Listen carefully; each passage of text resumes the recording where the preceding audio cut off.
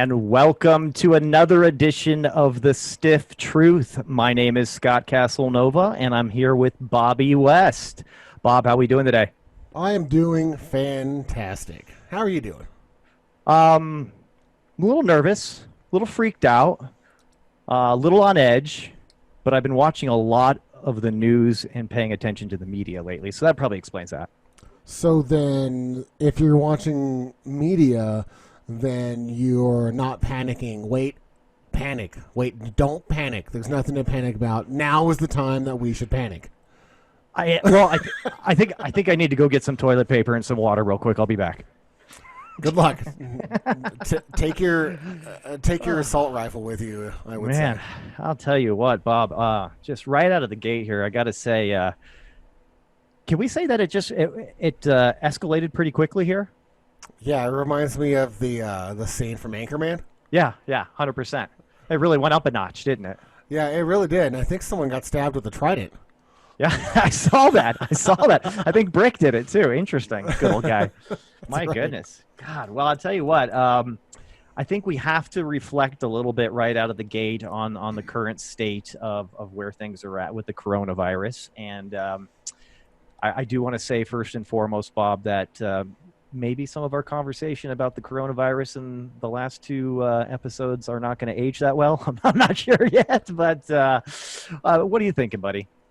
Well, again, as far as the virus itself, I've like I mentioned earlier, there's a lot of conflicting information out there. But what I've really come to acknowledge and accept is that the coronavirus has the mortality rate. The last I saw, I think yesterday, was up to overall 3.7%. Of those that have been tested and confirmed to have the virus. That is the big caveat to those numbers.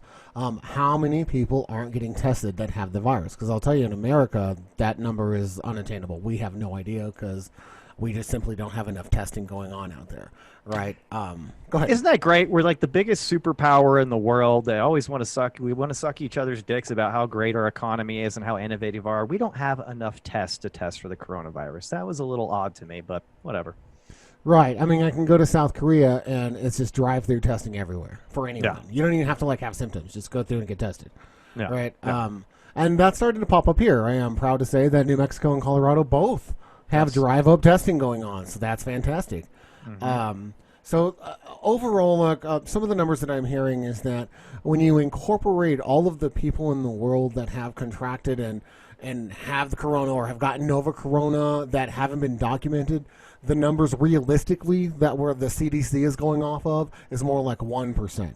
But let's not confuse that. That's not to say that it's, 25% less than we thought, that it was, less dangerous than we thought. That 1% is still 10 times more deadly than the normal flu. Because I hear those flu numbers always getting thrown around there. Well, we lose 60,000 people a year to flu or on average or whatever. Cool. So if that flu spreads if the coronavirus spreads like the flu, that means we'll lose, 600,000, and that's cool? So, yeah, it is something to be concerned about. Well, for you and I specifically, probably not so much. But for the elderly in the community and for us being hashtag part of the solution, which I like to use in my tweets, it means wash your hands. It means be part of that solution. Prevent the spread, right? Even if it's not going to necessarily hurt the mortality rate in your family, because we're relatively younger adults with young kids, and it won't physically affect us as much. It definitely will affect everyone else. So. And that's the concern, and that's why I canceled my vacation to see my parents in a couple of weeks. Well, and probably was a smart move just because, and here's the thing, too, and you're absolutely right. I mean, it's definitely needs to be taken very seriously now. My big thing is just people understanding what really a pandemic means. It does not necessarily link to the lethalness of the virus, but it is definitely with how it's spreading so quickly, right? I mean, that's really the concern right now. So it is what it is. I do want to say something, though. You had said something about, something about limiting what'd you say exactly? Limiting the spread or something like that? Just about being part of the solution and limiting the spread of the virus by, washing your hands and taking those protective precautions. That's what I thought you said. And just so all the stiffies aren't confused out there, when he says limiting the spread, he's talking strictly about the virus, not about your partner's ass cheeks. You can still do that. We still encourage that 110%. Please don't get it twisted, especially now when people are self quarantined. I want you guys spreading those cheeks as much as you want. Okay. So let's highlight that. Just for God's sake, make sure the kids are in bed. Let's not scar the kids. Woo! All right, all right. Well, yeah. I mean, we have to just, right out of the gate. It's just crazy, man. I mean, I'll tell you again. I think we talked about this before, but the stores are ridiculous right now. And again, I still am not quite grasping the need for toilet paper on this exponential. I need like a complete backlog of the next 10 years of toilet paper because obviously, you know how easy it is to just grab some TP and wipe the virus off your house real quick and you're done, apparently. But my God, man, I went to Costco the other day, yesterday morning. Thought I'd be a smart guy and get there about 45 minutes before they were open. Little did I know that everybody that goes to Fish and Grateful Dead concerts were already there, camping out, and apparently you got the first 40 people got little coupons to get toilet paper, and that was it. It was fucking insane, dude. Wow, so they were really rationing the toilet paper for folks. Yeah, it was like Venezuela for toilet paper at Costco yesterday, which was very, very interesting. Now, people have started finally to catch on to some things, I guess, that should be essential things that you have. People are starting to go for, more of the canned goods, the fuel. I did notice that the entire meat department was completely sold out of the local grocery store. So people are starting to stock up on things they might actually need. But goodness gracious, I think people are doing an overwhelming amount of hoarding right now. And this really just shows me, I hate to be a downer right now, but if shit really did hit the fan and we really had some major shit going on, I'm not sure we react very well, Bob. What do you think? No, just from this reaction, it tells me we're not going to react very well. Yeah, no, we're definitely going to need, let's call it authoritative guidance. Yeah. if things really go south, just in our country in general, because the America First slogan is just a slogan. When it comes down to the practice of that, I don't think we're very good at it. And I hate to say this because I'm a hardcore proponent and advocate of individual thinking and not being just part of a group and all this collectiveness. But I'll tell you what, our individuality and that bullshit that we stand on is kind of shining as a detriment right now. I mean, it's every man for himself. Fuck women and children and the elderly. I need 80 rolls of toilet paper. Fuck grandma. She doesn't need shit. She's already on her way out. It's interesting.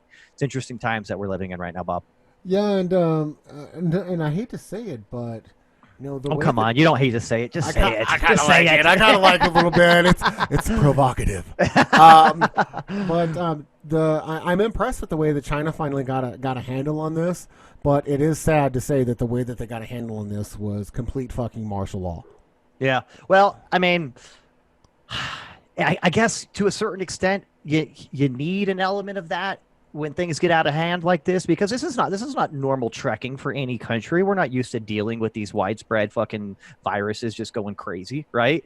So I even, I'd heard earlier, this is pretty interesting too, that Israel is considering basically treating their virus spread exactly how they treat anti-terrorism tactics. So what they're going to start doing, just because people are just blatantly fucking ignoring, like, hey, please self-quarantine, please don't go in large crowds. And, if it's not mandated, a lot of people are going to be like, fuck it. You and I, we're young, we're white. I don't know what being white has to do with anything, but I don't know why you felt compelled to throw that in there, but I just wanted to say, I wanted to give the appearance that we have all the privileges right now over the disease. No, all kidding aside, though, they're literally, when you're not mandated and you don't feel bad, people are just straight up fucking ignoring these suggestions to stay home and please don't gather in large crowds. So they're literally going to start tracking people that are supposed to be quarantined by their cell phones in Israel, which, again, if you want to have like a step back kind of conversation on what I think about that, I think it's 100% wrong. But in this kind of time, I am almost saying that's might be what needs to happen just to keep people in check so they're not rampantly spreading the virus unknown, right? It's almost like, a 17-year-old slutty girl right now is just kind of walking around everywhere spreading chlamydia, and she doesn't even know it. Man, it sounds like you had experience from that or something. I'm just saying, I'm good at putting myself in other people's shoes. That was a long time ago. Don't bring up old shit. Listen, I went to 5 years of therapy for that, so if you could please not, unleash that can of worms again, that'd be great. Let's just make it clear that I was also 17. Man, that was rough 3 years ago. Oh man, but anyway, so what do you think? Kind of shifting gears a little bit, and I don't want to be responsible for inciting panic or anything, but what do you think about the response overall? Because I've heard it just earlier today. Someone wanted to mention Italy. But then I'm like, okay, well, you can't compare Italy and America specifically because, first off, Italy is just like California in America. There's a whole rest of the country and a whole other, 300 million people that outpace that small little country in Italy. So I think it's kind of apples to oranges when you want to compare those two. But overall, in our response, I think that some states have done a lot better than others. And some states have had a little bit more foresight. Like, for instance, Washington just now closed schools, which is kind of odd. Good for them. Good for them. Right. I mean, they shouldn't have closed schools after New Mexico had already closed schools because that's just strange to me. We have like 14 cases or something right now. Yeah. So what do you think about all that? I think it's very interesting. I think there was a very lackadaisical just approach to this, kind of a non-concerned, it will die down.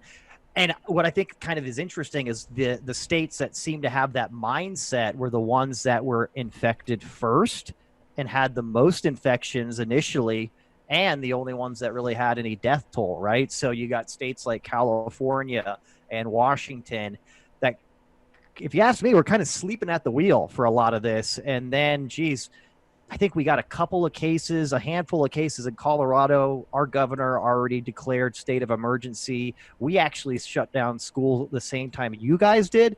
So we are maybe a little bit behind there, but again, maybe just kind of taking the precautions.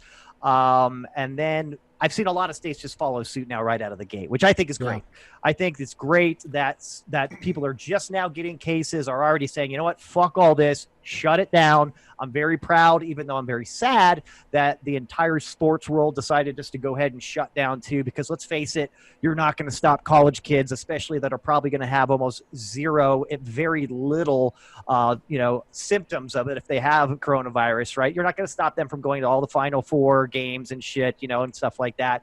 And that's exactly what we can't have right now.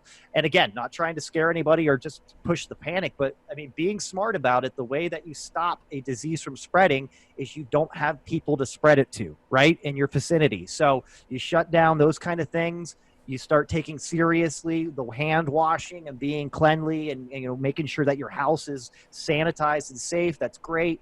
And then obviously getting yourself out of fucking big crowds. I even felt kind of stupid going to Costco and 2 grocery stores yesterday. Did you give it an extra couple feet in between people, like on purpose? Take that extra step to the side.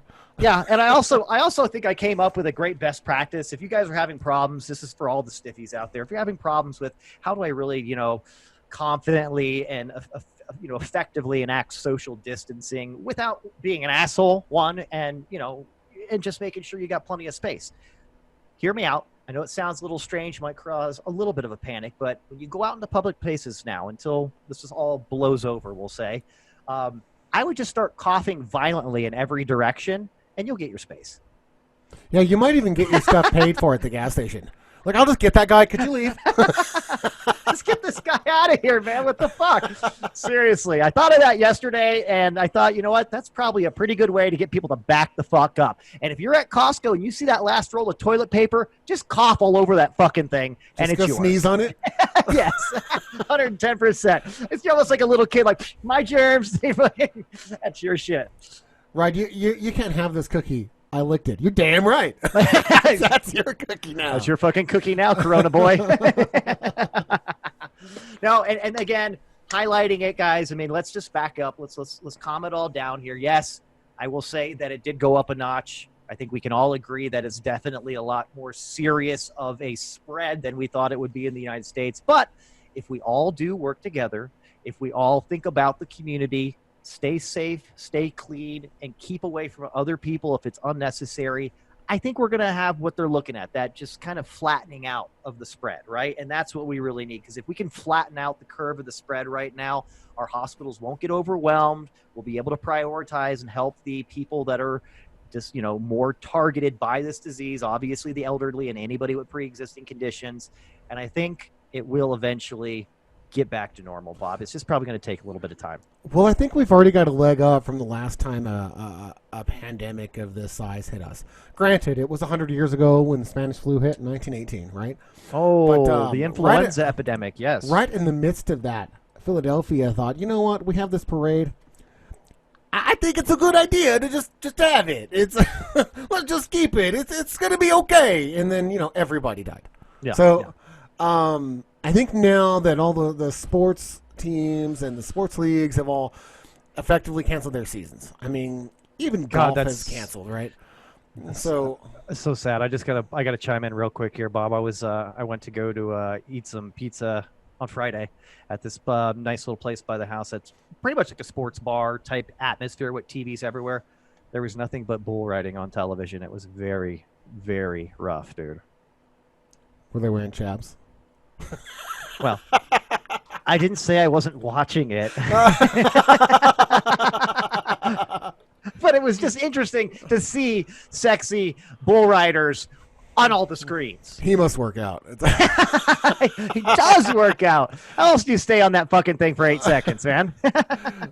So, yeah, that's funny. And, I really think I'm kind of impressed with the reaction, because in a sports-driven country like this, I mean, probably you can get a reaction from half of the males in this country by picking whatever sport that they're into. And I think and fucking with it.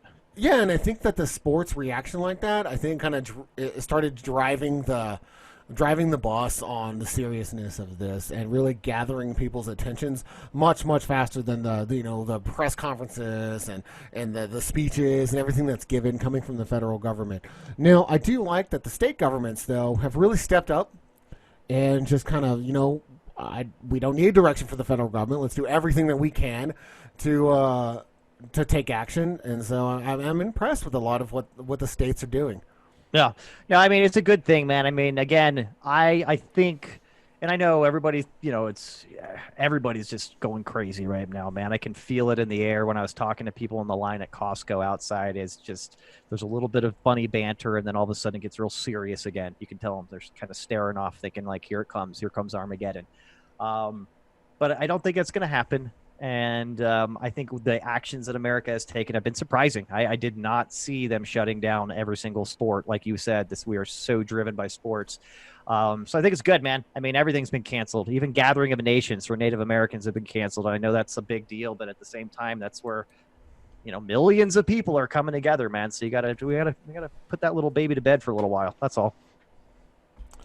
Well, I'd like to shift gears away. Completely. Let's go. I'd like to get away from the coronavirus. I think that. Well, where are you going to go, Bob? Where are you going to go to get away from the coronavirus? Delaware? Hey, don't threaten me with a good time. You ever been to Delaware? That is like the party capital of the U.S. It's the land of the DuPonts, my friend. So no, I wanted to switch over to the Democratic primary race and kind of what's happened there. I think it's been very fascinating that Mr. Biden is like alive from the dead. I mean, if you had talked about it this a month ago, he was probably going to be one of the next people to drop, right? And here he is, probably going to be the candidate for the Democrats. Yeah, no, it's been wild, man, because this hot election has kind of been swept under the rug a little bit in lieu of some other things. But yeah, no, it's interesting. He won Michigan, right? That was a real big one. The really exciting thing is actually going to be happening tonight. They're going to be having their debate in front of zero audience, which I think is hilarious. So that should be interesting. It's going to be online, right? I think so. Luckily, they have people figuring that out for them because I could just see them. How does this damn thing work? And then Biden's running around. What am I doing here? Like, why am I in this empty room? I'm scared. And God bless him, Biden, and his, his forgetfulness and his, we'll just say, lack of mental capacity right now may be the big reason why he's so revived right now. I think he may have forgotten that he was doing so poorly, which may have been, to his benefit greatly right now. Short-term memory is great. What if the virus affects voter turnout, or like the young Democrats are like, well, it won't kill me. I'm just going to go vote for Bernie or whatever, and it keeps the older folks out. Or do you think the old folks will die before Bernie gets elected? What do you think about that? I think there's an element of that. I definitely think there's an element of that. Let's just face it, man. Again, we're looking at something where if Bernie does get the nomination and potentially beats Trump, we're looking at a complete paradigm shift. Not immediately, right? He's going to have a Congress, a Senate and a House that's not going to be 100% on board with, going completely to the left, democratic socialism style. But again, I think that complete paradigm shift on how we run our country, how we run social programs, how we run our economy, a lot of people are just not going to have it, especially the older people. So I let me be the devil's advocate here. I don't think that Bernie would have the power to really make any significant change, especially if the GOP controls the Senate and Mitch McConnell's over there. He'll be a lame duck president. It's time for us to make a break for breakfast, everybody. Yeah, he'll be a lame duck president for the duration, right? So if that was the case and there was a Republican Senate, then there'd be no laws passed. Well, okay, we could flip it though too. I mean, what if the Senate is lost by the Republicans and people like AOC and the like start gaining positions that, again, will kind of help Bernie start passing a bunch of, can we even say partisan stuff? Because he's really not one of the bipartisan. No, it'd be against both parties. Yeah, exactly. It would be like the Democrats arguing over inter-left policies to try to pass it. You know what?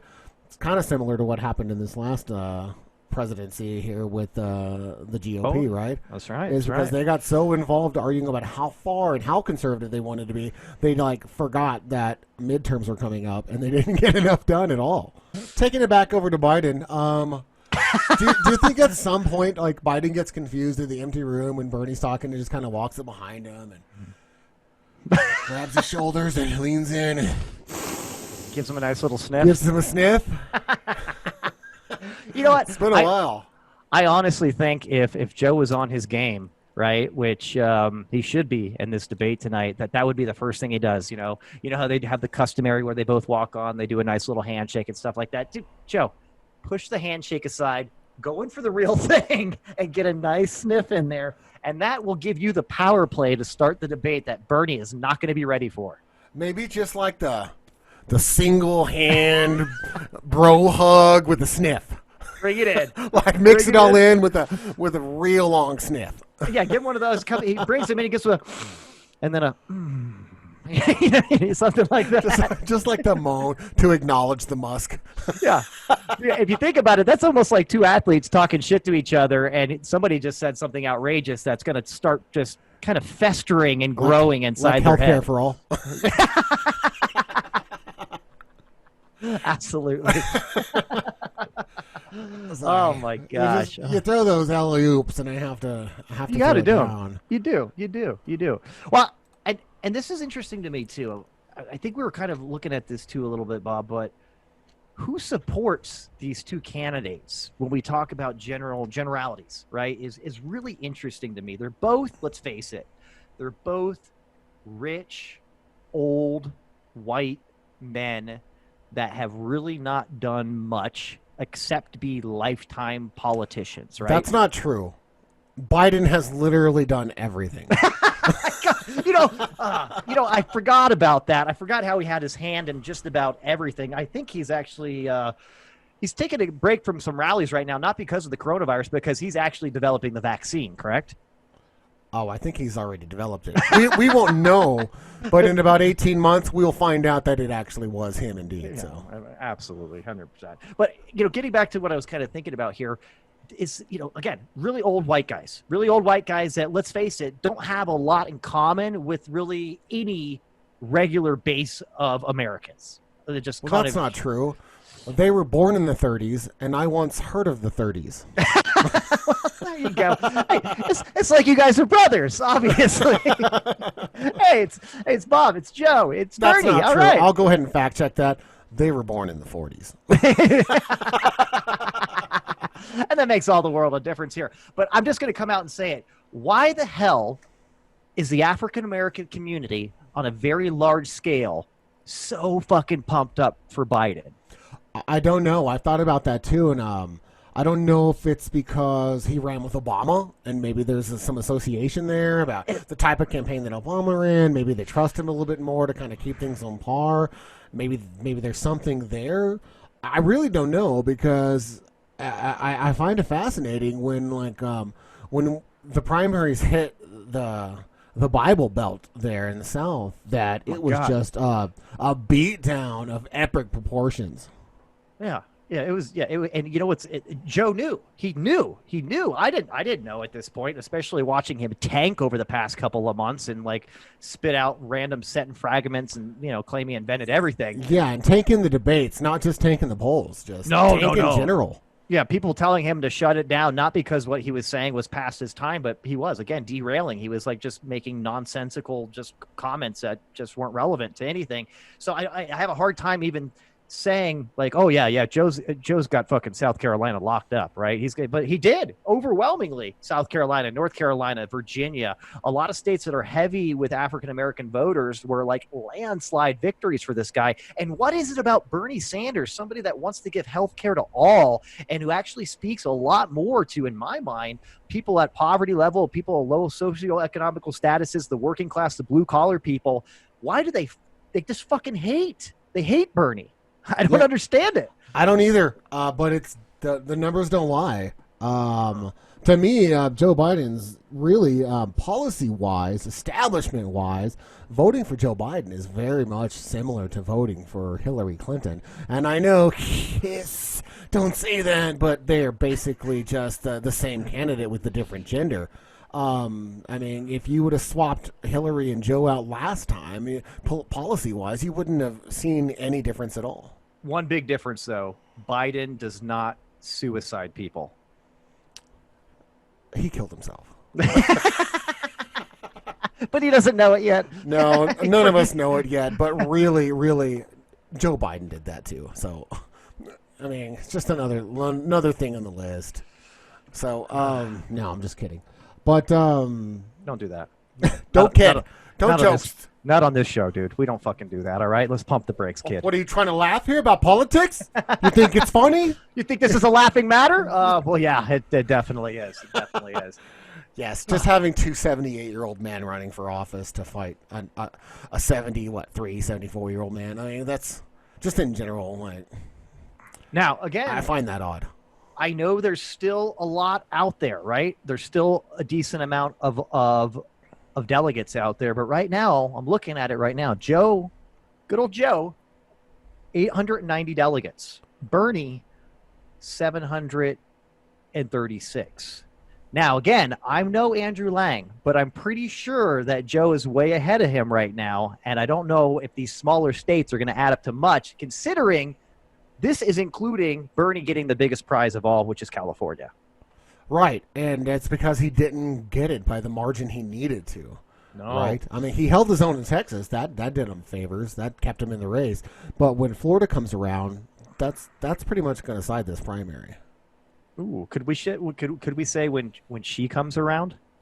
Oh yeah, we can always say when she comes around. Yeah, oh yeah, that's one of the classic tracks by ZV. Anyways, what were you saying?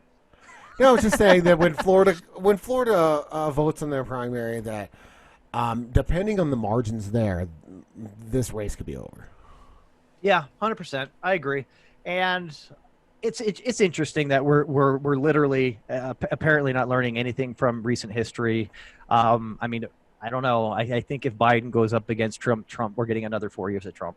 That's just what I think. Well, so it kind of depends, right? Well, I guess you could say unlike in the regular race, Like in the primary race, it's very much different, right? Because then it's like you can literally win a third of the state, right? But in a presidential race where it's black or white, you win it or you don't. Then it kind of depends on honestly how the Rust Belt feels about Trump. How the industrialized part of our country, all of our manufacturing jobs, all of the factory line workers, and how do they feel? How do they feel in Michigan? How do they feel in Wisconsin, Pennsylvania? Those 4 states that decided the election in 2016, I think very much might come down to us deciding the election here. Having said that, I don't know. Biden, the way he goes in the South, might make Florida an interesting race as well. Well, it might, yeah. Yeah, it will be interesting. It will be interesting. It's interesting to me though. I'm just going out there and thinking that a lot of states that Biden's winning right now for the primaries and for the candidacy for the Democrats. I think those are states that are he'll have no chance in. Yeah, exactly. Right. I mean, if you go back to like maybe excluding South Carolina, I'm not 100% sure how they went in the last election, so I'm not going to be ignorant about that. But a lot of the South went to Trump landslide. So I think we're going to see the same thing, and it's going to look good for Biden right now. He might be getting some artificial confidence right now from that, but I don't know. I honestly think the more dangerous race to get Trump out of the White House is between him and Bernie. That's just my personal opinion. Yeah, I've always thought that until I saw the numbers come in for the primary. That's when I started feeling like, well, if that's when you started turning into it. If the country's that passionate about not electing Bernie in the Democratic Party, because we know that the DNC is that passionate about not doing. That was evident by their whole folly of a plan that they just, let's just get everyone to quit, and we'll see if we can beat them with just one person. Yeah, and it doesn't matter. It really doesn't matter who it is. You know what I mean? We just need somebody out there. It was Mayor Pete for a hot minute, and then it was like maybe Bloomberg because he's got a lot of money. Okay, he's stupid. Let's get him out of there. Joe, he's still around, and he forgot that he did so poorly a little while ago. Let's get him back out there. Joe's like, I am? And then he kisses his sister and kisses his sister because he thinks it's his wife. Well, that's all good stuff. He only sniffed her little. Come on. It's just a little harmless sniffing. Oh, good. Well, I don't know about that. Speaking of kissing and sniffing people, I'm going to just roll right into our next topic here. Huh? Yeah. You like that, didn't you? Yeah. And that's because I recently, and this has been the first time I want to say, 15, 20 years that I went to a roller rink, right? Roller skating, kids. This is for you younger stiffies out there. People used to do this for a recreational thing, and they used to just kind of skating around in a circle, listening to music and hanging out with their friends. I went there a couple of weeks ago with my daughter, my wife. My daughter recently, she's a Daisy and Girl Scouts, and as one of their kind of awards for doing a great job selling cookies is they took all the girls out to the roller rink, right?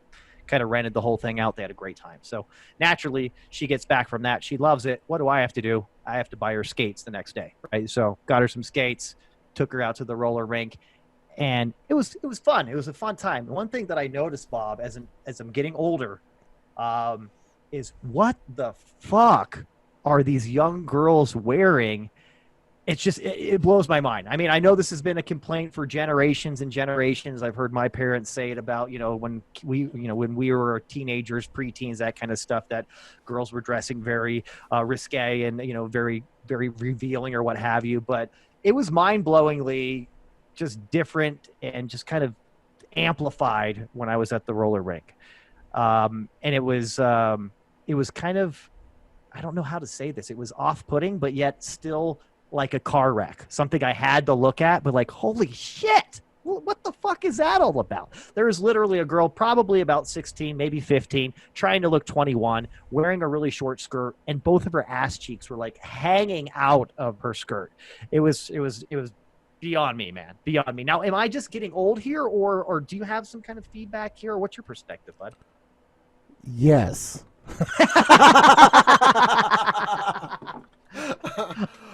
No, of course, and it is that way. But it's no more different than than when we were growing up and when we were that age and when we were going to the roller rinks ourselves. If you want to think back, it was there was the Daisy Dukes with the pockets hanging down and the ass cheeks hanging out. I mean, there's always been some form of that. And if you want to take it back to the 80s, there was those like really short like runner workout shorts. Do you remember that? Oh yeah. Oh yeah. Or even like the bicycle shorts that the spandex that was going around and everything. So not just I'm just picturing I'm just picturing some guys in bicycle shorts. Like the scene out of Juno when their pork swords are flopping around. oh, you were talking about girls. Okay, I got you. So yeah, I think it is. It's just a sign of getting older, and it's a sign of you're now having, you and I have girls, right? So it's a sign of the other side of it, right? Now we look at the guys that were once us as, you motherfucker, don't you look at my children, right? So you definitely take a different view on it, and if you think it's bad now, just wait like 8 or 10 more years. It's not going to get better. No, it's only going to get worse, man. But yeah, and the other thing that I thought was really not alarming, but I just thought was really interesting is these girls now, and this is always a trend, but I noticed that there was a couple of, oh my God, I almost said a couple of packs of girls. But that's not what you call women in groups. They're called gaggles. All right. Well, it was nice. Thanks all you ladies listening to the show. But no, what I've noticed though is the retro styles, right? Like these girls, there was a couple of groups of them, like friends or whatever, kind of little cliques, and they were all dressed the same. And what I noticed is they all had like the jeans that are now like pulled all the way up to like, right below their breast almost, right? Like covering their mouth for Corona. Yeah, pretty much almost using it as an N95 mask. But at the same time, just to insinuate like how big their asses were and everything, as you pull that up, you make your ass look bigger. And they had like a lot of like the old 70s and 80s rock band T-shirts that were all ripped up or torn, like twisted up, and like to make like a little belly shirt and shit. I was like, Jesus Christ! I was like, just taking a step back there too. It makes me. What was that company? It was like the Rocky Mountain Jean Company or something. Do you remember that? Like the cowgirls used to wear them. It was the same thing. It was back in the like the mid '90s, early '90s. She's like really high waisted jeans. The old stuff. I would say the old shit kicker girls were always dressed like that, in high school and stuff. Yeah, they had the really tight, really pulled up high jeans and stuff, just kind of insinuating the larger looking ass and everything like that. Yeah, it's not a style that's new or really that old, I guess, in the sense of like it probably goes back to like the 70s, I think, like that, when people were really pulling their shit up like that. I'm pretty sure that a lot of the bell bottoms were like that too. Yeah, totally. I'm surprised I didn't see the bell bottoms, but yeah, it was very interesting, the retro styles and just the revealing outfits from a lot of these young ladies out there. Well, I talked to my son about it too, and he's always thinking like they're pushing the trend and everything, and he's like, "Whoa, I need skinny pants because skinny pants is the trend," and I'm like, skinny pants are so hot right now. Like Jerry Seinfeld wore like skinny pants. I mean, go watch some of the early episode of the Seinfeld. Like very, very tight, tapered pants. It's like you kids aren't inventing something. They're just too young to realize that it's already happened, and they're too lazy to actually look. Yeah, and if they really want to go the Seinfeld style, they got to really wear tight, tapered jeans with giant, shiny white tennis shoes. That's his style right there. Yeah, speaking of, I walked in last night to just tell my son to go to bed or whatever, and he was watching regular TV, open airwave TV, and he was watching Seinfeld on my CW. Wow. And I was just like, look at you go. How retro of you. Is that a symptom? He's grounded right now, so he doesn't get like anything else other than just his regular TV channels. I was about to say, that sounds a bit odd. It might be a symptom of COVID-19. It's like, what are you doing? You're watching regular TV? All right, what do you got? You got a fever? Let's go, kid. Come on, quarantine. No, it's a symptom of my kid can never get out of his own way. So he's just like grounded every other month. But so was I. Yeah, no, I hear you. That's what happens with the cool kids, right? No. I wasn't cool. I wasn't a cool kid. Not ever, probably, but... That's okay, Bob. I don't know we did have another topic, but I kind of needed a stiff drink. That's okay. Where do you stand on that? You know what? In these kind of things, Bob, we just gotta let things take their course naturally. And if we're feeling like a stiff drink and it's not quite time, that's okay. I don't want this to be a very rigid, formatted show to where we are literally at a Catholic church. Hold on, no jokes yet about the Catholic Church. I can see your mind going right Hold now. me back. Hold me back. But I was merely saying is that Catholic Mass, it's very rigid. There's a lot of standing up, sitting down, kneeling, standing up, sitting down, kneeling. It's very, very orchestrated and kind of interesting. But we don't want to be... Maybe it's time to go get a stiff drink. Yes. And they give you some bread.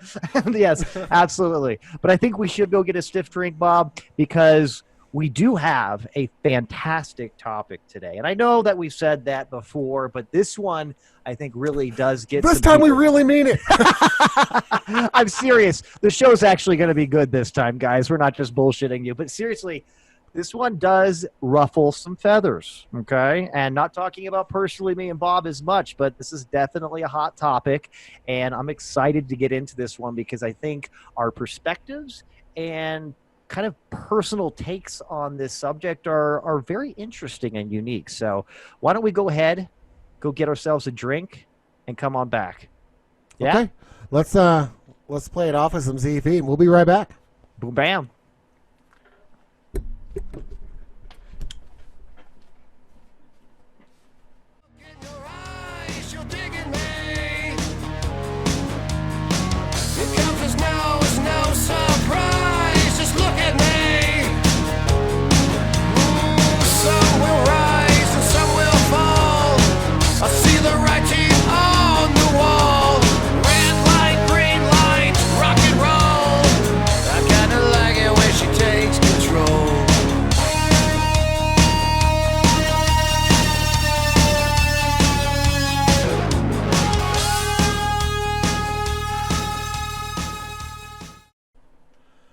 Not bad today. Not bad at all. Sounded a little bit winded, but you're getting better. I am. I've been working out. I've been trying to masturbate to get up my immune system.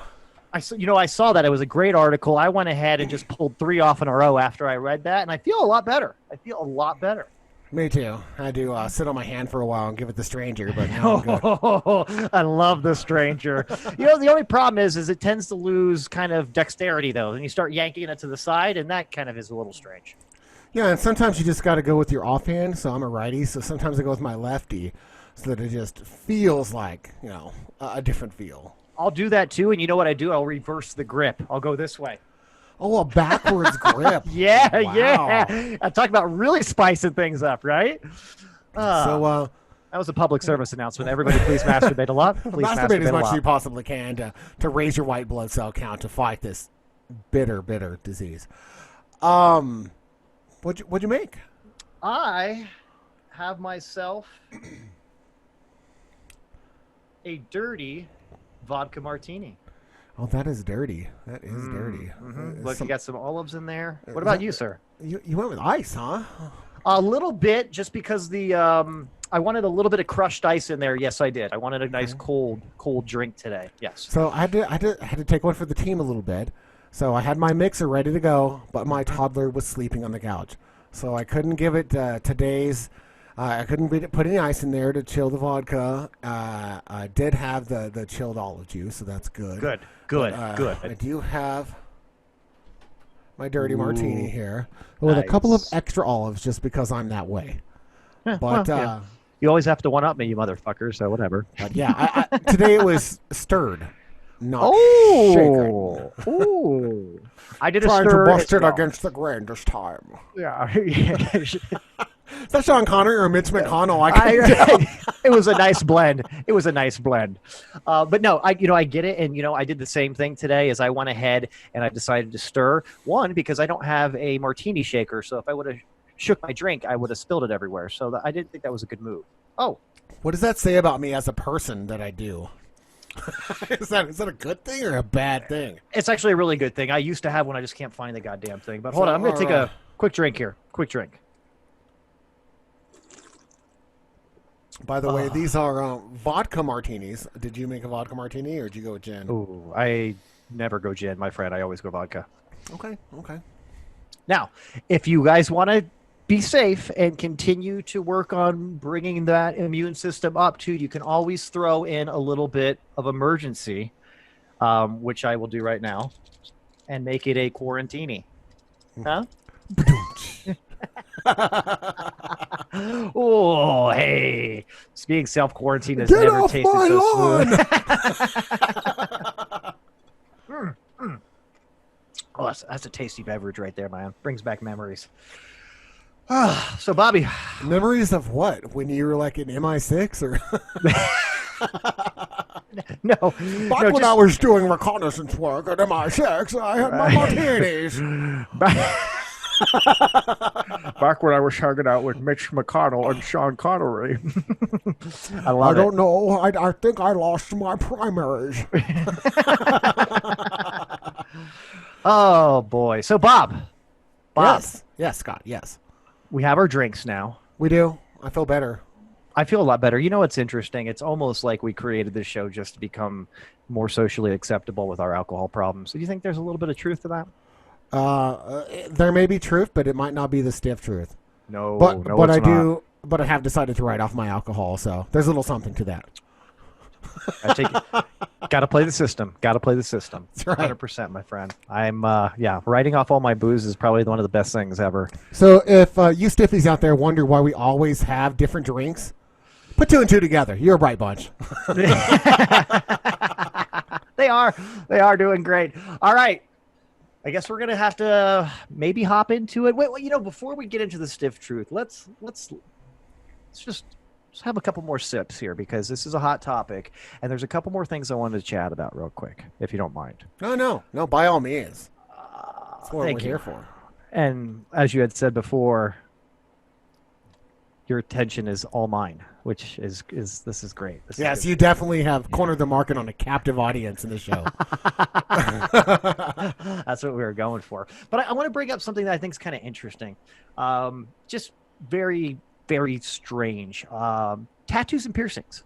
Tattoos and piercings. I want to talk about that because I love tattoos, by the way. I love the way they look. I think I've probably seen some of the sickest ink on people, and I'm like, that is amazing. I wish I had that tattoo. And I go in and give that guy kudos. Piercings, kind of same thing. I maybe am not as big a fan of piercings as tattoos because sometimes they just look like they're very painful to me. But interestingly enough, I mean, very, very popular. I'm starting to see people very, very young with like full sleeves. They're still in high school. I mean, that wasn't very common. Obviously, parentally funded. Yeah, obviously. Yeah, right. Yeah, right. But I don't remember as much of that. I mean, I definitely remember back in the late 80s, like, girls and boys too, like, oh, Mom, I want to really get my ears pierced. And like, that was the big thing or something like that. But or just when I was young, this is probably dating me a little bit, but when I was young, it was just the single pierced ear. Yeah, we all know we all know what that used to mean, Bobby, too. All right. You were treading in some dangerous territory if you were getting a single ear pierced too. I don't know, man. Hey, don't judge me. Were you one of those guys? I never had my ears pierced. So yeah, how about Interesting. that? However, when I was 19, briefly, I did have an eyebrow piercing. Wow. How about that? Briefly. Can we kind of unpack that a little bit? How Let's is it? unfold that a little bit. How is that so brief, Bob? Please explain. Oh, okay. So I got my ear pierced, my eyebrow pierced. Just in the corner there. There's his first problem. He got his ear pierced when he went for the eyebrow. Yes, it was very problematic. But it was winter in North Texas, and it was just like really wet, rainy season. I worked outside. I worked construction, and so I just like right after I got it pierced, I was always wearing a hoodie, and I was always wearing a beanie, and there was just always something on it, and it just got infected, and I just like I couldn't get it to calm down and clean itself up, and no matter what I tried, and then finally I was just like, you know what? After like 2 months, I was just like, I need a healthy eye instead of a pierced one, so I pulled it and let it heal, and I never went back. And I'd like to just rewind there and really set the scene when you're talking about a day in North Texas when it's rainy and you look out and, you see nothing for a long time, right? No. There was cows. There was plenty of semi trucks parked in front of this building and a lot of cows. Now, actually, I lived outside of Dallas, so Oh, okay. it was not populated. not really the Panhandle area or anything like that, like Amarillo. No, I'm still alive. Okay, good. Okay, I don't know if I'd have made it out of Amarillo alive. No. Back to what I was saying, though, I do think it's very interesting that and this is something that's not new. Okay, tattoos has been around for fucking centuries, right? But I don't have any tattoos, and I've never had anything pierced. I'm the odd man out here, Bob, and you're kind of that way too, outside of your very brief excursion with your eyebrow piercing, if I'm not correct. I did. I pierced my eyebrow. It didn't really work out, and I think I learned my lesson. As far as tattoos go, I also have no tattoos. I've thought about it, and when I was young, the line was, all my friends are getting tattoos to be unique, and because they want to live outside of the norm. But then all of my friends got tattoos, so it was I that was living outside of the norm at that point, and so I took pride at not getting tattoos as being my stance on that. I kind of did the same thing, man. And I say again, I love tattoos, love the way they look. I do too. My wife has several. Yeah, and so does my wife.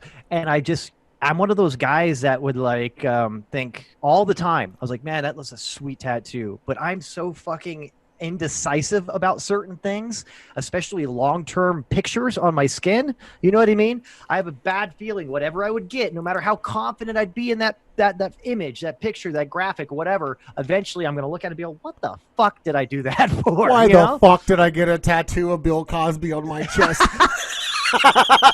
It seemed like a good idea all the way up until the late 2000s, but yeah. It was America's dad. I was really trying to just make a statement about how good dads are supposed to be. Seriously, it's like somebody being a hardcore Kevin Spacey fan because he's been in some phenomenal movies and has a complete back piece of his face. Does not age well. You know what I mean? Yeah, I got a piece that says Kaiser Sose on my shoulder, but now I had to edit it. Seriously. But, I'm sure Spacey likes it because when he's with that gentleman that has the back piece of himself, he can actually look at himself while he's doing his thing. He's like, damn, I look good. How much did that NDA cost me? Seriously, man. But I just wanted to point that out because I think it's odd. I see a lot more people now, not just young people. I see a lot more people now with tattoos and piercings to the point where, let's think about it.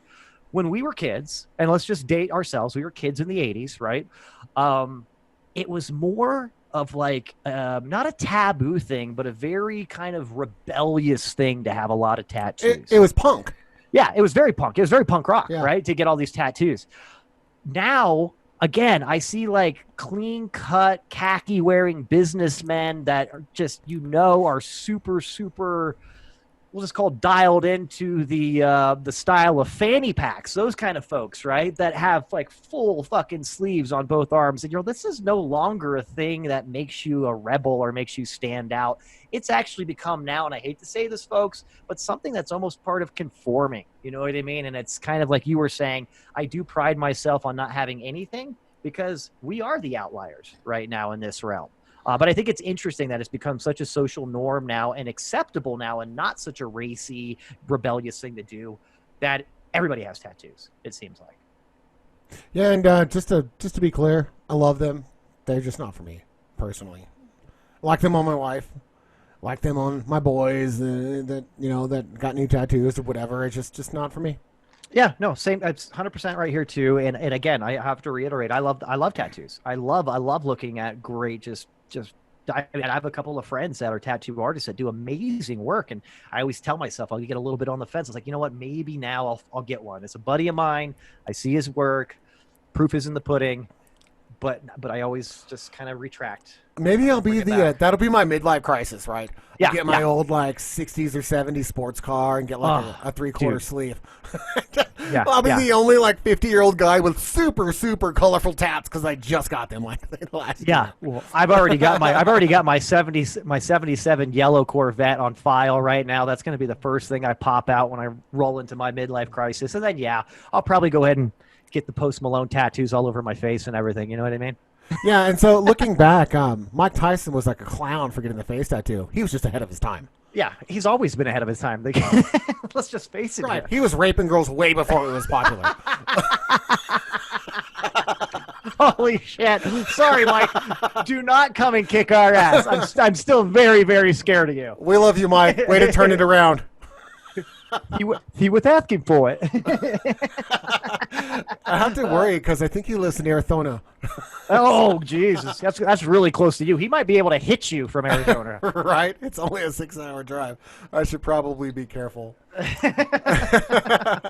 All right, enough about that. Then I just thought it'd be interesting to bring up. You know, it's just strange. We're strange people. Bob. So, realize after all of this, my wife's going to be like, when were you going to tell me that you hated tattoos? Yeah. Do you hate me? Yeah. And there we go. Yeah, I know. Well, when the wives do listen to this, I will probably get a few questions about this part of it. But you know what? It's the way it is. Yeah, that is the hard, stiff truth of it all. One more thing, Bob. Why I'm firing off and I have your undivided attention, which I love.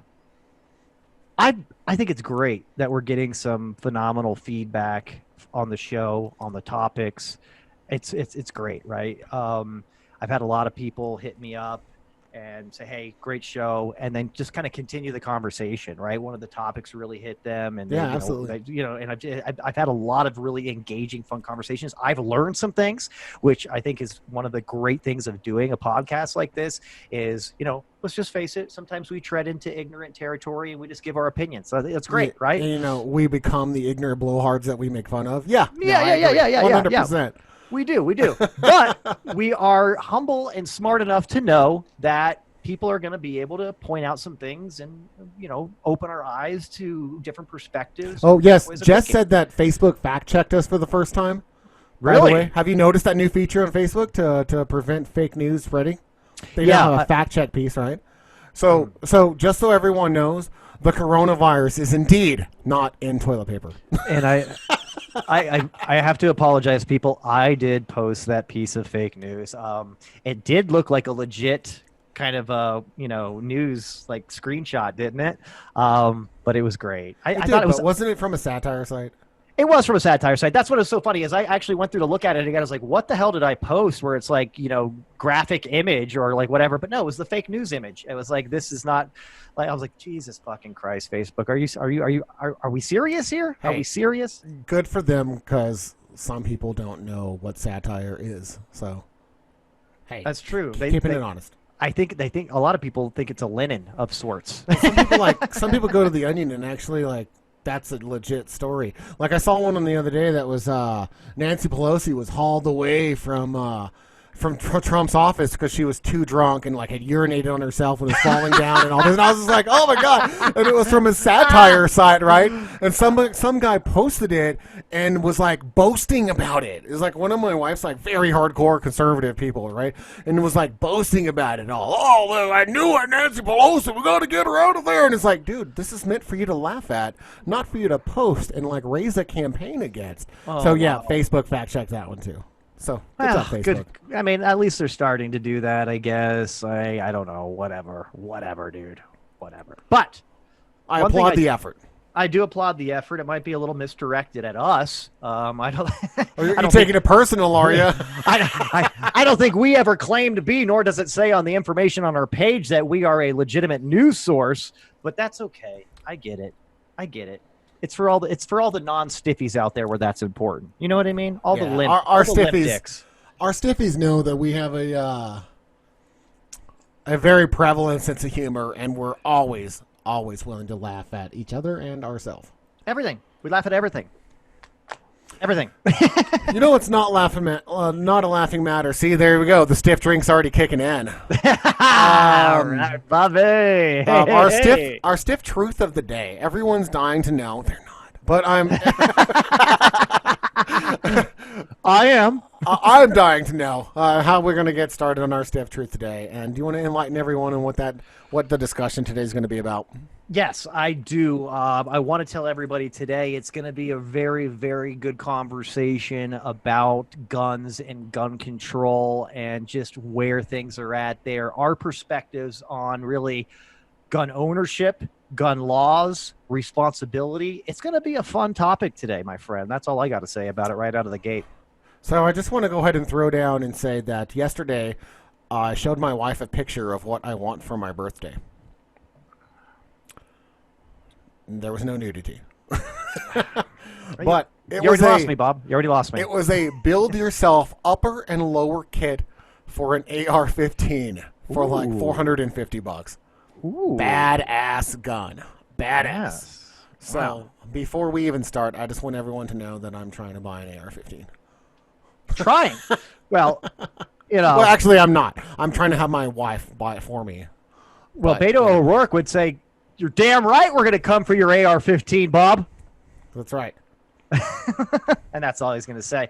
Well, that's great, Bob. I hope you get your gun because I'm just going to start right out of the gate here. I guess what my spin on things is I think that you should be able to have any fucking gun you want. If you want to have a rocket launcher in your house and you're sound of mind and don't have a history of mental issues, I think that's okay. I wholeheartedly think it's okay. Now, I know there's an entire school of thought that's highly going to disagree with me on that. But, Bob, what are your thoughts? Well, I feel similarly as that. Is the rocket launcher a bit much? I would say that it's not. Okay. Okay. No, I mean, All right, if you wanna, all right, okay. We both have short hair. We're like, all right. No, so here's what I subscribe to is that we Oh, should be you able to. I do. We should be able to have a guns magazine. It's got a bunch of camo in it. It's some Confederate flags on the back page. Nothing big. But I do believe that we should all have our guns. Here's what separates me is I don't like gun shows. I don't like the loophole that gun shows provide. If I want to buy a fucking machine gun, fully automatic, whatever, sure, I can buy it. But I should know going in that if you want an extravagant piece of fucking military weaponry to add to your arsenal, then you should be willing to then put forth your evaluations of your mental health capacity and your stability, even as often as, maybe even every year. But where I do draw the line there is at whose expense and at how much. So at a discounted rate, I would say if it's part of the gun policy and gun program, then you should go into a shrink of your choice, which probably opens up a loophole again. But to be evaluated for a psyche valve, if I want a fucking rocket launcher, I should be able to have it. Damn it, fucking America. But at the same time, I should probably go and make sure that I'm not a jihadist. Right, I'm of sound mind, and I'm not going to go start some fucking political or holy war with this, and be able to then put forth as, hey, look, I've been cleared to have this weapon because I'm a responsible of sound mind American, and God damn it, I deserve to have whatever I want as far as a weapon goes. What do you think? I agree.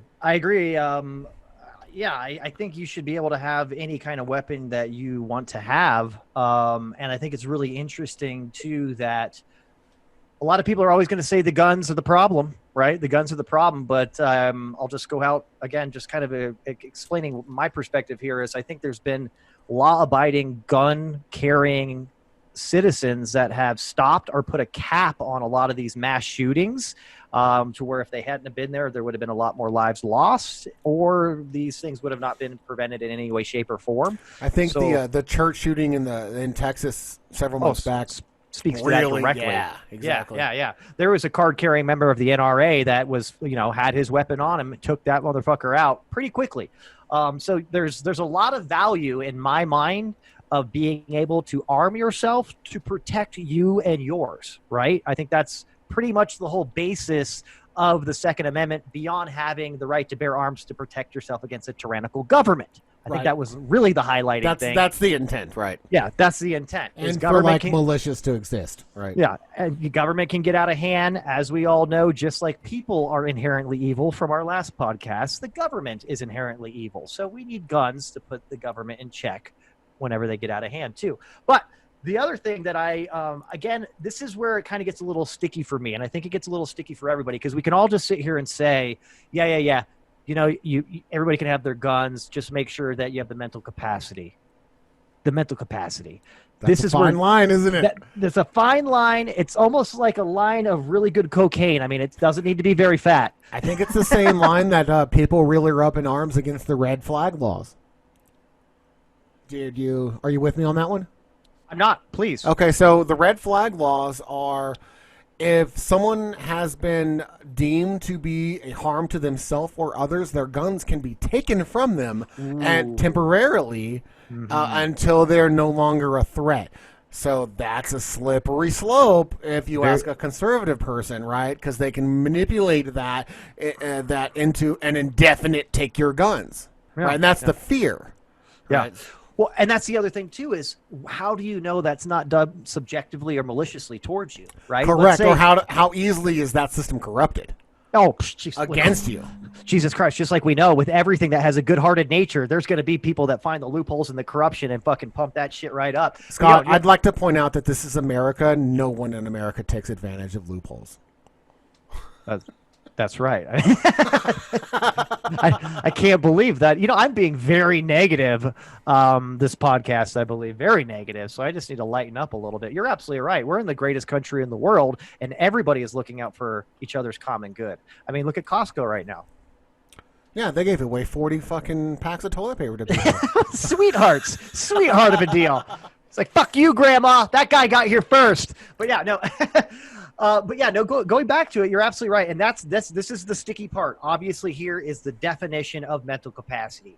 Everybody's got their own definition of that. And like you just pointed out too, who knows, man? You could have a scenario like this. You could have a guy, stand-up guy, complete clear sound of mind, and just has a falling out with a significant other that decides to get a vendetta against him, right? She all of a sudden can go to the authorities.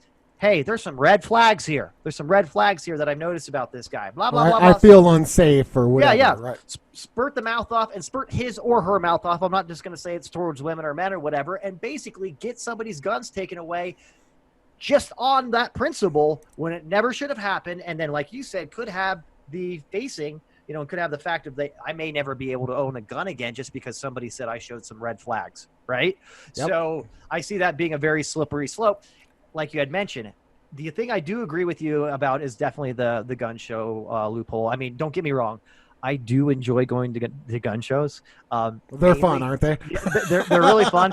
And mainly what I do is I'm people watching.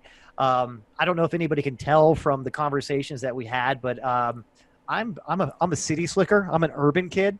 So going to gun shows gives me a peek into a whole other kind of sect of humanity, so to speak, which is just fun for me on a whole. There's a lot of people wearing camo. There's a lot of people that have chewing tobacco, and I can't really understand every word they're saying. Your Moriarty and my Boleyn brethren. Yes, 100%. Yeah, so there's a lot of people there that are interesting for me to watch. Plus, I also find it very interesting that there's still so many people with so much damn Nazi memorabilia at these places too. Like, where are these guys getting these Nazi plates and these fucking German helmets? But yeah, that's always interesting to me too, because it kind of makes me wonder a little bit about these guys. The guy that owned the Army Navy store in Falling Down. Yeah, like that kind of guy too. Like, there's a lot of guys like that there. You're like, yeah, I'm pretty sure you hate all the Jews and all the black people. I'm almost positive you do, but you're not going to come out and say it. You're just going to really show me this cool swastika knife. You know what I mean? Right. So that's always fun too. But yeah, 100%, because this is where you can literally go and just anybody can throw down the cash. How much is that gun? $550. Here you go. Sign some paperwork. Let me get my spring kit to make my AR fully automatic. Oh, dude. And that's dangerous, because then there is no gray area, right? You're not even weeding out and filtering anybody. It's like, you got money, you're here, here's your gun. So have a nice day. I would propose this, that under the gun control like that I would want to see, you wouldn't have to go to a gun show to get your shit illegally and convert your legal weapons into illegal weapons. You could just have those fully automatic guns and just submit to that psych eval and keep your paperwork legit. I mean, that's what I'm saying. So as long as you're willing to, put in that time and that effort to live a good life and spend that, 1 or 2 days a year getting your psych evals done for your arsenal or whatever, then you can have it. whatever you want. Within reason. Obviously, you probably, if you can afford it, you probably shouldn't be able to buy like a tank or a Harrier jet or something like that. Come But on, dude, everybody wants a tank, though. I bought it from Lockheed. They had a big sale. It was a post-war giveaways. Hey, you know what? If you think about how anxious I get and how little patience I have in traffic, it's a damn good thing that I can't have a tank, because I would literally just start toppling over cars to get where I need to go. So I can see What? There was no passenger. I only ran over half of the car. She was safe. most of it was in the bonus lane. Leave me alone. Come on. Well, this is HOV. Huge occupancy of vehicles here. I don't know why it's like all of a sudden you get to be a stereotypical Italian when you get upset with traffic, but that's how I picture you. And I take offense to that, because one thing that us Italians are is we don't talk like that. We may be greasy, but we don't talk like that. Okay, my apologies. That's okay.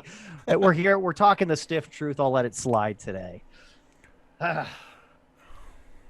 I'm just observing you take a drink of that gorgeous drink, and it makes me. Oh, it's so nice. I have forgotten, and Bob, and I have to applaud you, sir, because you did come up with the recommendation for the stiff drink this episode. And man, I haven't had a nice martini in a long time. Ages, right? Mm-hmm. Yeah, no, I don't think I've had one in at least a decade, and it's like, why not? I have this one, and it just makes me like feel like, you ignorant fool! yes, absolutely. Get back to our roots, sir. That's what we need to do a little bit more. But okay, so a little bit more about guns here. I mean, honestly, this is another thing that sticks out to me. I think we're pretty much on the same page with how we feel about gun ownership. We always are, you asshole. Yeah, we do. But what I think is interesting too is just, again, politicizing the gun laws. Every time there is a mass shooting, guns are always the problem. Guns are the focal point. If there wasn't the guns, this wouldn't happen.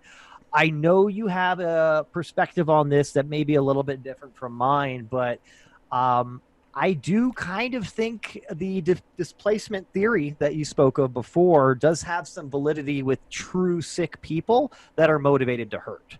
I honestly think the gun is the easy, quick solution that's impersonal. So they're always going to go with that if it's available. Hear me out, right?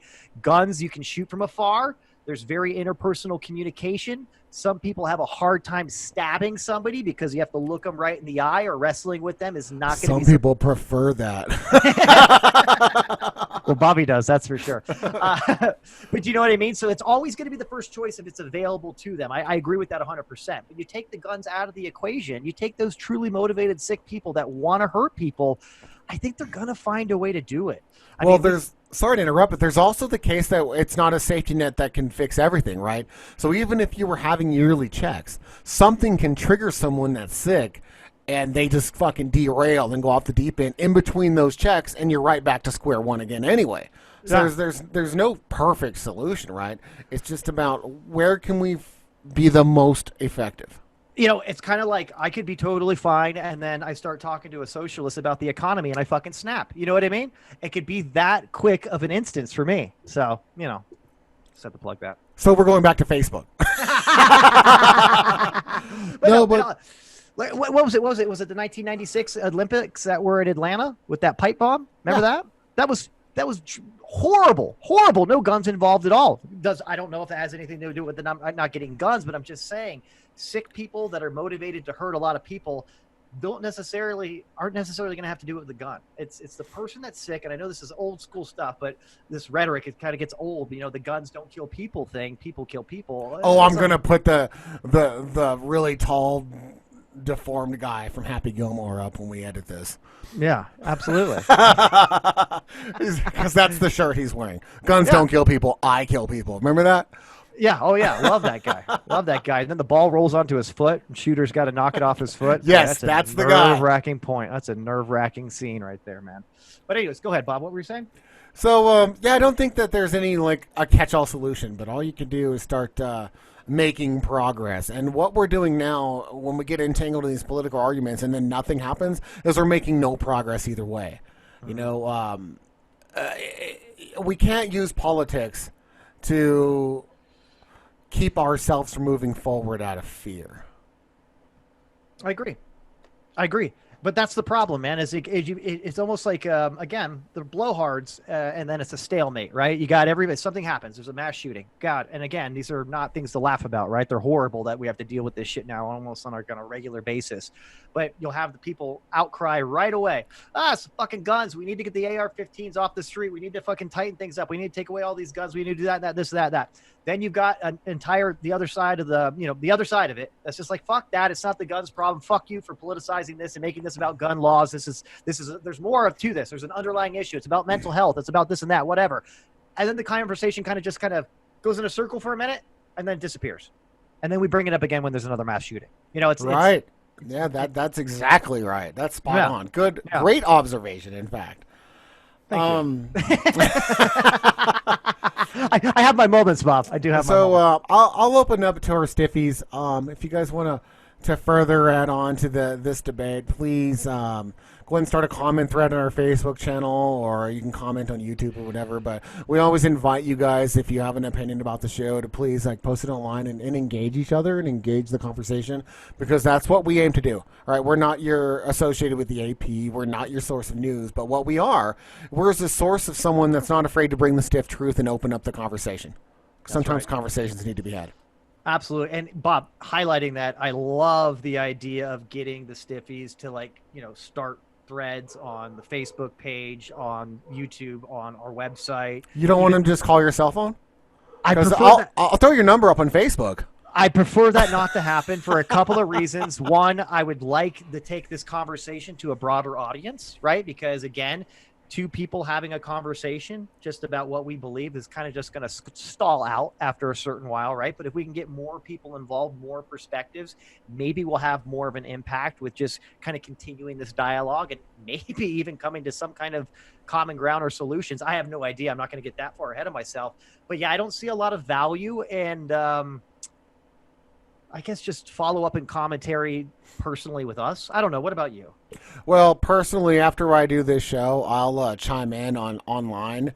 But with school and work and children and family, I really don't always have the time to stop out and have an hour-long conversation with a stiffy, even though I love you guys, about a show that I did, last week. Yeah. So if you want to engage, I think the most appropriate place is to let's just whip it out and throw it on the table for the stiffies to all see, and we'll all have this nice one. we'll have this conversation in public and let everyone chime in on it, because I think that everyone would prefer to be able to put in their 2 cents, even on a private conversation, if it involves, one of the topics of the show. I think we're missing out if we don't get it out there. And I know the stiffies are a smart group of folks, but I just have to highlight here, Bob is not telling you guys to send us dick pics either, okay? So let's just pump the brakes on that shit right away. Why do you got to go and do that? How am I going to get my dick pics now? Wow. Bob, I'll be the first to admit I misread you. Please send all your dick pics to bob@thestifftruth.com. My plan was foiled. Thanks, Scott. He's all, God damn it, writing off booze and free dick pics? What are you doing, man? You're throwing salt in my game. Hey, I would like to let everyone know that I was feeling a little bit frisky this morning, and I went ahead and started posting our episodes on IGTV. Bob, I don't even know what the fuck that is. Can you explain it to me? Yeah, so I asked my 13-year-old son, and he explained it to me. So let me. So IGTV is it's Instagram TV. So we are putting our stuff up on the gram. So we have those videos. There is a limitation to 1 hour. So as I reprocess our videos to format for Instagram, you will notice that some of our longer episodes are going to be split into 2 parts. So we'll have part 1 and part 2 on there. But I am working on it, and we're going to get those shows out there on Instagram so that we have yet another medium for us to utilize for people to get the show, because I think the only way for us to reach those younger folks and engage them is going to be on Instagram or damn TikTok. So I'm working on it, guys. What is TikTok, by the way? I think it's an application that the kids use. Sorry, let me put my teeth in. I think it's an application that the kids use. Oh my, very good stuff. Well, I'll have to get into it there. Tiki-taki. All right. Because I'm just ignorant, man. I'm an old man. I'm trying to figure out what things are all about here. So I guess I got some work to do, Bob. What do you think? That's all I got for today. Yeah, I think we about covered everything. Everything for today. But stay tuned, everyone. Yes, and please, again, guys, thanks so much for watching, for listening. Don't forget, if you haven't already, check out all the episodes that we have on all the major podcast platforms, as well as our YouTube channel. And if you want to get in touch with us, again, Bob or Scott at thestifftruth.com. But other than that, remember to like and subscribe on YouTube, guys. Ring the bell. Yeah, ring the bell. Good stuff, Bobby. Well, hey, unless you have anything else, Bob, I think we are going to go ahead and close this one up. We have some more cocktails to enjoy and some more thinking to do for our next show. So, everybody, thanks again for joining us, and we will see you next week. See you, everyone. Bye-bye.